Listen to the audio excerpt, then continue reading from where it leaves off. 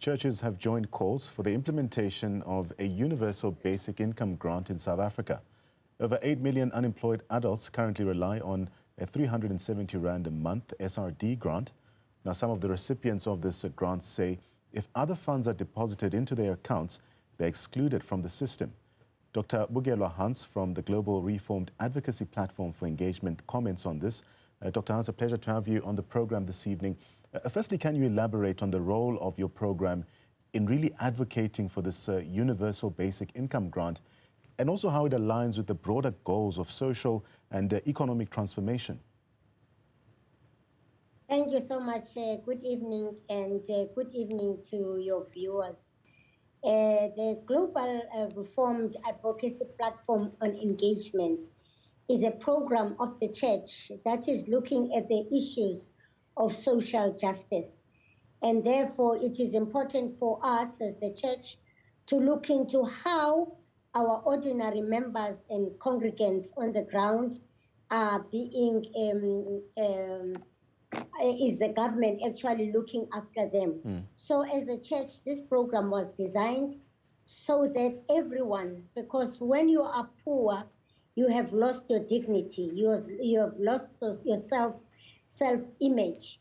And therefore, by advocating for the basic income grant for everyone, it's important for us as a church to say, in the eyes of God, you are all created equally, and we have a God of social justice. So that is the program that we are actually implementing. Hence, we are trying to say in South Africa, because of the triple challenges of unemployment, inequality, and poverty, the basic income grant can be the one that can be able to address all those three challenges.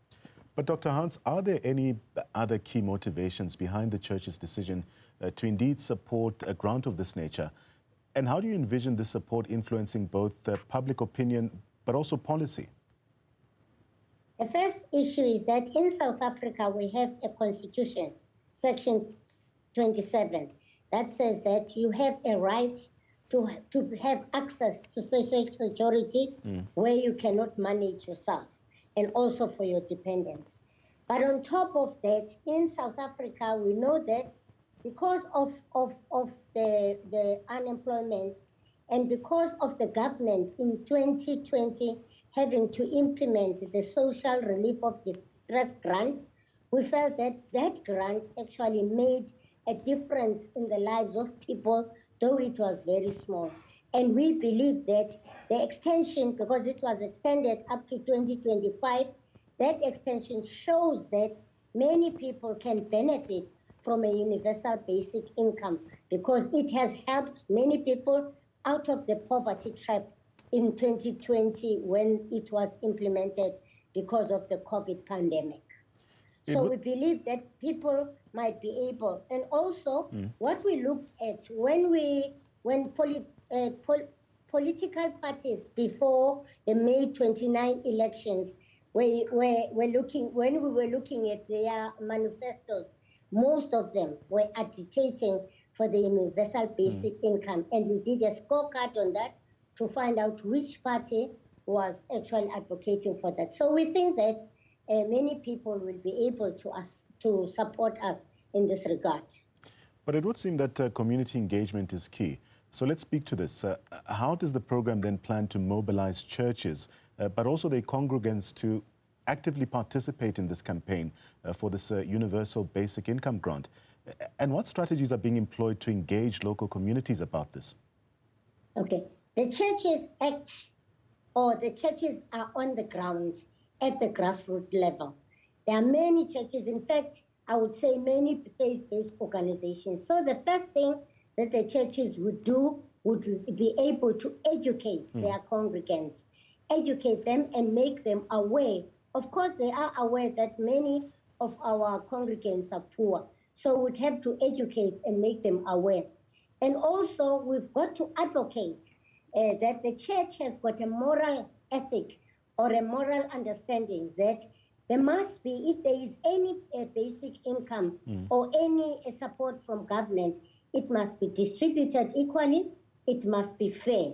And therefore, the church is in the moral, has got an ethical understanding on that, so that if there are any issues that arise, the church is able to intervene, like the issues of corruption. The other issue is the issue of legislation and policy. The church is able to say when government has put out a white paper, the church is able to engage so that it can be able to steer the government towards policies that are proactive towards the people on the grassroots. So those are our issues. And also, we are not alone in advocating for this. So the churches would also network with other faith organizations, not necessarily Christian organizations, but also other faith-based organizations. Well, safe to say that a precedent has been set in other parts of the continent. Let's speak about your visit to Namibia, and also based on your visit to Ochivero. What specific outcomes did you observe from the pilot of basic income grant projects there? And how might these inform the implementation of a similar program here in South Africa?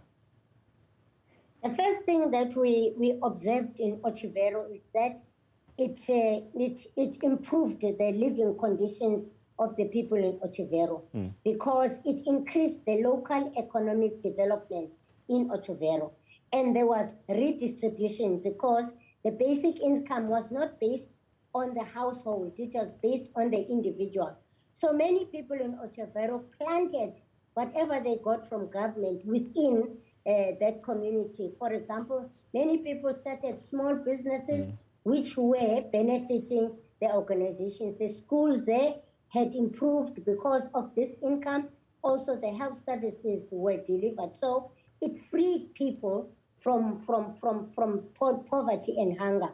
But also, any money that was spent on big for the Ochivero, it created money in the economy. So it had a multiplier effect on the social transfers, which led to increasing the increasing equality in that area, and people's lives improved. But there are concerns. I mean, how do we address concerns that the grant itself or another grant of this nature might lead to dependency on the state rather than fostering self-sufficiency for poor people of this country? I think what is important first is to say poverty is not a character trait. When you are poor, it's not because of your character, it's because of your economic condition. And therefore, the myth that people will take the money and go and get into drugs or drink or anything, I think that is very unfair. That's the first thing. The second thing is, I think everyone would like to go to work, wake up in the morning and go to work.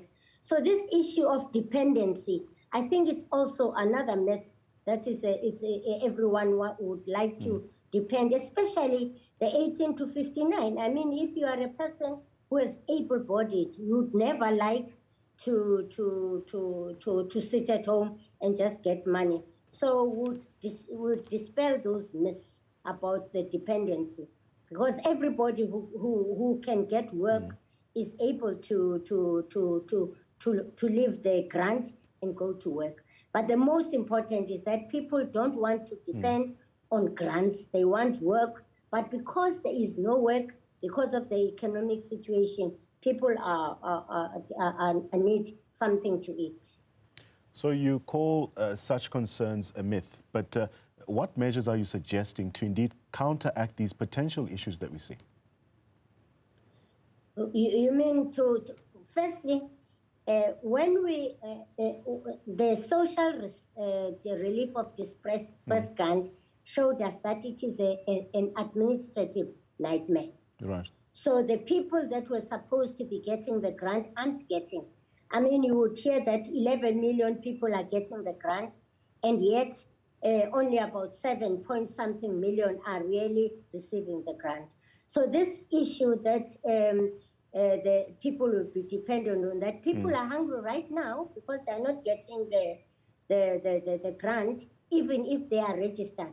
Secondly, this issue of dependency, I think it's also a myth, because many people, like the SASSA now is always putting in some extra precautionary measures into the means test, and that's affecting people. So this issue of dependence, and many people have, if we were to look into the research, many people have come out of this social relief of distress grant.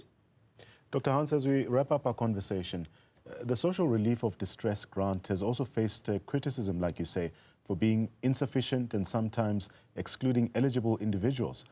What specific changes do you propose to address these shortcomings, but also ensure a more effective safety net?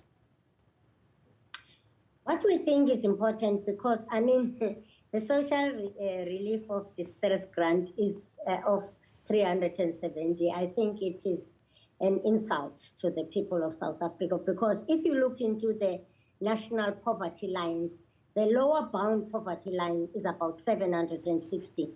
So if the social relief of distress grant was being put in order for some people to get out of the poverty trap, it would never be less than 760. So I think that is a joke. But also, we believe that government, because there's also some ramblings from Treasury and also from big business, that this will not be unaffordable. But we believe that, I mean, if they can look into the issue of the social security tax, the issue of wealth tax, this might be possible that this can be funded. And so I think what is important is that now that there's a government of national unity, they should put their words into action. Thank you so much for your time, Reverend Dr. Bukelwa Hans, sharing her insights on the Global Reform Platform of Engagement Program, but also the final push for a universal basic income grant, saying concerns around this grant are nothing but a mere myth.